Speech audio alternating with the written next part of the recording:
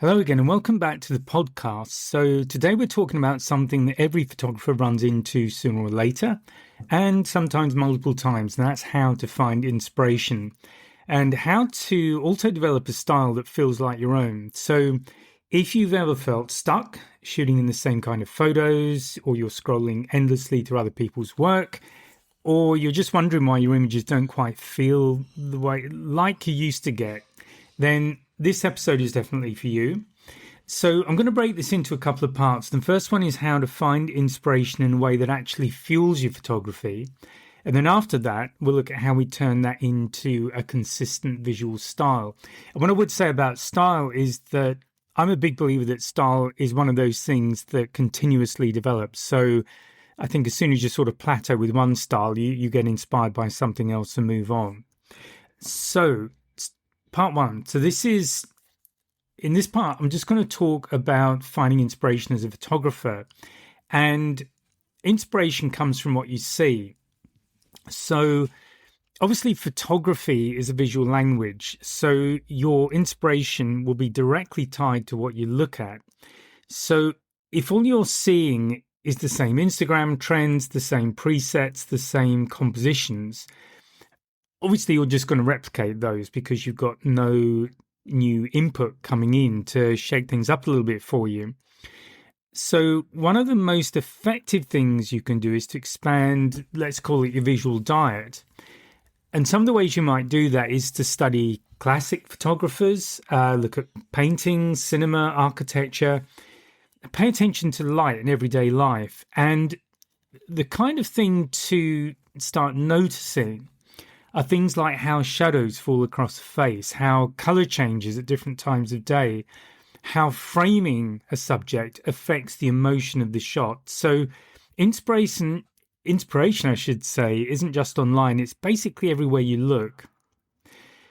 And then the second way to just shake things up a little bit is to shoot without a purpose. So in other words, not every shot needs to be for a client if you're shooting for clients, or for a particular post or a portfolio, or for any particular reason, because some of the best ideas you're going to have come when there's no pressure.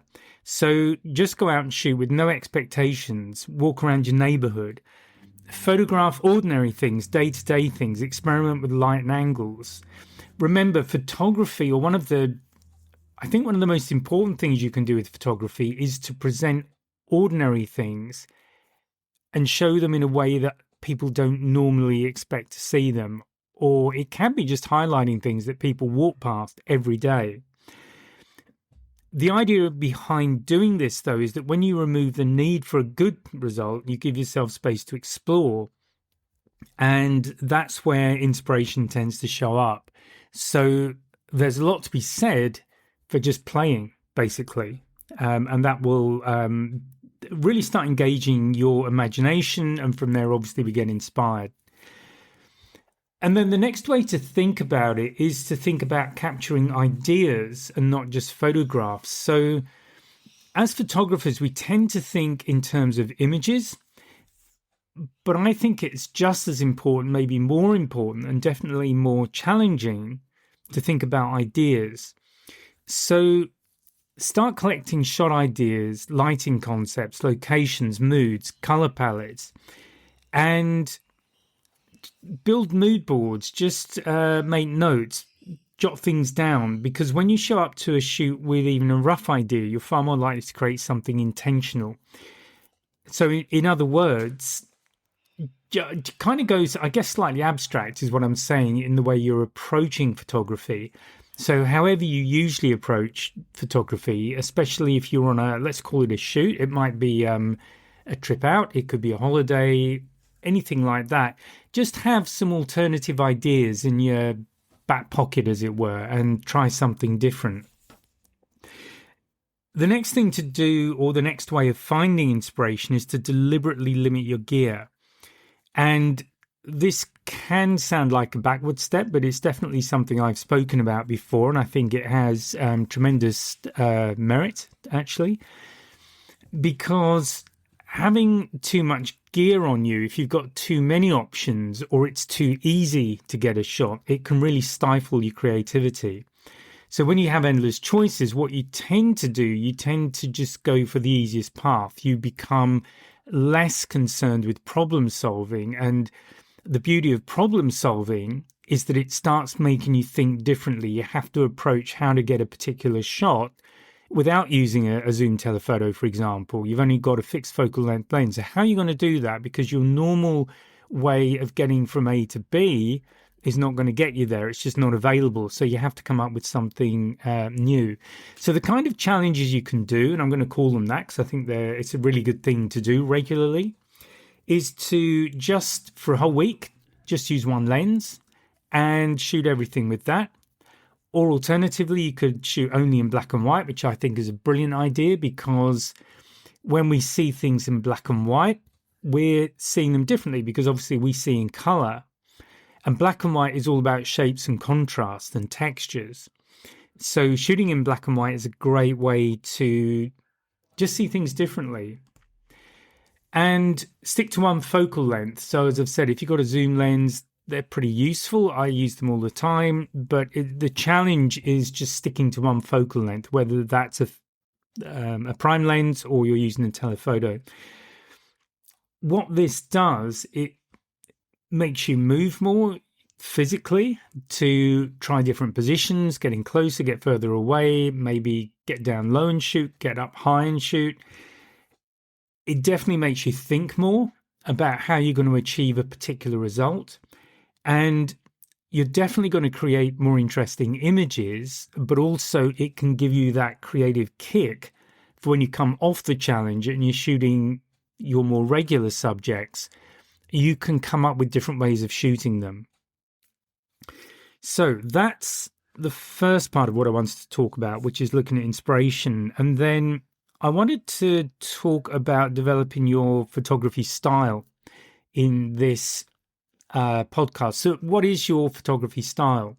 Well, basically, one way of looking at it is that your style is your decisions. So in other words, it isn't just your editing, let's say, it's every decision you make. It's what you shoot, it's how you frame it. It's how you use light, it is how you edit. So your style is a combination of all of those choices, and it becomes style when you repeat those choices again and again over time. So if you feel that you don't have a style yet, it's not because you're missing something, it's because you haven't made enough consistent decisions yet. Or maybe you have got a style and you just hadn't noticed. So look at what you're doing, look at how you shoot now. What do you tend to shoot? How do you tend to frame things? How do you use light? What do you do in the editing process? And once you've identified that and get specific about it, get as specific as you can, then look at changing things. Look for other things that maybe work, but they give you a result that's close to what you would normally shoot, but also different. And maybe it's something you like more. So understanding your style is really important. Now, another way of approaching style is looking at photographs that you love. So we've all got those shots that are things we aspire to, that we just love the image. We connect with it in some way. And the purpose of this is not just to admire it, but to go a step beyond that and start breaking it down. So start asking yourself, and be as specific as you can with this as well. Where is the light coming from? What lens might have been used? What focal length? Is it a special lens? What was used in this particular photograph? How is the subject positioned? What makes it feel the way it does? Is it how light's been used? Is it contrast? Is it color? I mean, all the different elements that go to make up a shot. So this, I think, is a very useful exercise to just sit down with an image that you really like. Give yourself 20 minutes, half an hour, just to slowly go over it and get clear on what that photographer has done. And by doing that, you start to identify things that you can adopt, decisions that you can adopt and begin to develop your style into that direction if that's what you want to do. So what you're looking at doing is to recreate elements of what you're seeing. So this isn't to copy per se. And I'm a big believer in not trying to become another photographer, as in, let's say Ansel Adams is a name that popped into my head there. He had a particular style with landscapes. So I'm not suggesting if landscapes is your thing that you try and become Ansel Adams, because you're never going to get there. But what you can do is use aspects of what Ansel Adams has done in his photography and then add your spin to it, add your insights, what you're seeing, how you would approach that shot, and then you become different. So you're inspired, but you develop your own style. So I'm hoping that makes sense. And basically this is all about training your eye. Then we've got editing. So editing does play a huge role in your style, but it shouldn't be the only thing defining it. So when I learned photography and I was learning, I studied photojournalism. I worked with a top-end photographer, as in was charging a lot of money to do shoots. And what we were taught was to look at, basically set the photograph up through the viewfinder, and the moment we hit the shutter button, that was it. And those were the days of film, so things are slightly different. But what I'm saying here is don't rely heavily on presets. Make sure that you understand contrast, color balance, skin tones, highlights and shadows, all of those elements that you can tweak maybe a little bit in post, in editing. And if you're not sure, or maybe again you're lacking a bit of inspiration, just try editing the same photograph in different ways and see what feels right to you. That can be maybe reducing saturation on color, might be increasing saturation, just as examples. It could be playing with the light balance, contrast, could be different crops. So you can I would suggest have fun with this, just play with it. And in doing that, see which maybe top 3, which of those different variations you produced, which do you prefer? Which do you want to adopt as perhaps a way that you like to photograph certain subjects? So what will happen is by doing this, you'll naturally gravitate towards a certain look, and that becomes, if you like, your visual signature when it comes to photographs, if that's where you want to take your style. Next thing to do is to look for patterns in your work. So one of the fastest ways to understand your style, perhaps now, and maybe how it's evolved, is to just look back, go through your last 50 or 100 photographs and just ask some questions about it. What subjects do you keep shooting? Do you prefer natural light or artificial light? Are you drawn to darker tones or brighter images? Do you tend to shoot wide angle, or do you shoot tight? Do you go for intimate crops? That kind of thing. So the more questions you can ask, the clearer you will get about how your style is now. And maybe, as I've said, you might even not realize you have a style, and then it can come and hit you that maybe you do. And another thing to think about here, so the final thing to think about in this sort of group of ideas, is to embrace bad photos. So not every photograph you take will be good. And this is necessary because what bad photographs do, or what we choose to think of as bad photographs, they show us what doesn't work. They show us what we don't like. They show us what we can avoid next time. And it's definitely a myth that professional photographers shoot brilliant photographs every time. The professional photographers only show you the good stuff. So you really want to embrace and assign value to photographs that are not good. They're not what you're aiming for, but they give you that opportunity to just deconstruct them and look at what went wrong. And what happens is the more you shoot, the more mistakes you make, if you like, the more bad photos you shoot, the faster you start to refine your instincts, so that before you realize it, you're starting to shoot really good photographs that you enjoy, that define your style without particularly consciously thinking about it. Okay, so there's a weekly system you can adapt if you would like to. And the idea of this is to start building in basically a consistent improvement. And obviously the only way we really the only way we get good improvement is to shoot consistently. It's to do have some discipline about what we're doing. If we're one of those people who just tends to put the camera in the cupboard and then every month or two it comes out, if we're lucky, that kind of thing. So if you really want to change that approach, start adopting a simple structure. So my suggestion, and obviously it's completely up to you, on the inspiration side, just pick a time every week where you can study 10 to 15 great photographs, or at least 10 to 15 photographs that you really enjoy.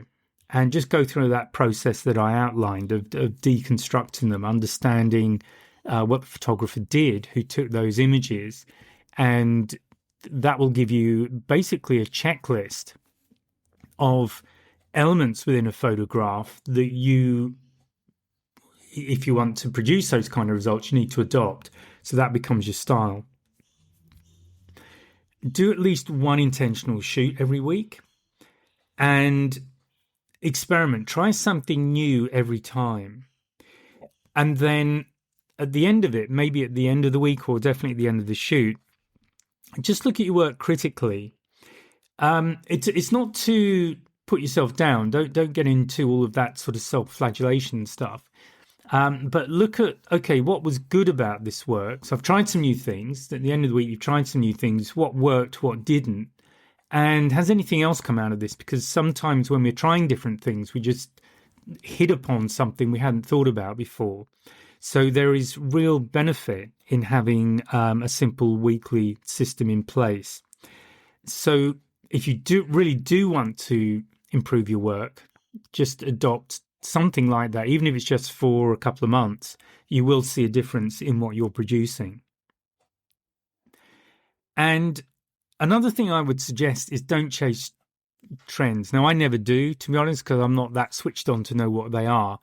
To be perfectly honest, I find I'm much more self-driven, and I do exactly what I'm talking about. I'll see some work and I think, oh wow, that's amazing. I need to shoot like that. How did he do it? Or how did she do it? And what can I steal, basically, and add to my work and what I'm doing? And this, to me, is part of the creative joy of doing photography. This is why, to me, you never learn photography. It's an ongoing journey. To me, photography is never about a destination. Or you might go through multiple, but they're just en route to better photography. So I would say forget about trends. The thing to focus on is what you are genuinely interested in. So it could be subjects you enjoy, it might be portraiture, it could be sport, it could be whatever. And think about the way you like to shoot. Are you really getting in amongst the action? If it's that kind of a thing, are you doing tight portraits? Have you got a lot of movement going on? And that leads you to the mood that you want to create. What is mood to you? How does mood represent itself in an image? Is it about a dark image with a lot of contrast? Is it about bright colors? Have a think about that. And I do have an online course. It's called Discovering DSLR Mirrorless Photography. And these are all elements that are within that course, because the idea is to, first of all, take you from kind of zero knowledge of photography pretty much, but to teach you the basics, so you've got the solid foundation that you can build on, but then start exploring the more creative avenues. And this, to me, is where it becomes, it's not only rewarding as a hobby or as a pastime, but also you can start shooting amazing photographs of people in your life. And the truth about that, and I've spoken about this before, is that people come and go in our lives all the time. It's just part of living. So the people that we know right now, that we're spending time with right now, is the truth about it all is that they're not going to be there forever. And that applies to ourselves as well, obviously. But it does mean that we can start producing images of people that maybe 2-3 generations from now, people are absolutely loving it because they give some insight into the personality of that particular person who might otherwise be just a name and some dates. So Not trying to get morbid, but some food for thought, hopefully. So just to finish this particular episode off, I would suggest to you that inspiration comes from paying attention. It's to the specifics of photography. It's the lights to people. It's observation. It's everyday moments. It's about being intentional about what you bring in. So it's about selecting the things that are useful to help you come up with a new idea. I mean, you'll know straight away because you just look at something and you think, wow, okay, got to do that. So that's really what inspiration is about. But the way to get inspired is to put yourself in situations where you are open to inspiration and you are open to feeding your visual diet, or shall we say expanding your visual diet, so that you have the opportunity to see new things. And style, well, that's something that's built over time. It's built through repetition, experimentation, lots of imperfect photos. They're absolutely wonderful. And you don't need to have it all figured out. I still don't. I've been shooting for a very long time now. And the bottom line is you just keep shooting. You try new ideas. You refine things. You trust that your style will emerge through the process, because I pretty much guarantee it will. You almost can't stop that happening. Okay, so that is it for this podcast. And thanks for listening. What I'm going to talk about next time is the creative process, because I have a webinar, free webinar happening soonish, I think in a week. Anyway, check on the website and it's all there. But I'm going to talk about creative process next and the kind of things to think about. So hopefully you found this useful. Please remember to like and subscribe. That'd be amazing. Tell your friends, and I'll speak to you next time. Bye for now. Thank you for listening. Now, just before I go, surprisingly, I'm going to ask if you could like and subscribe, because a lot of people don't, and it really makes a difference. So please do that if you can. Now, I have a few things going on. There are free webinars every month at the moment, short courses running. So please take a look at the website, www.ge.photography, and you'll see what's happening. As I say, there are a few things going on, and hopefully something that will float your boat. So thanks for listening to the podcast. Have a great day. I'll speak to you next time. Bye for now.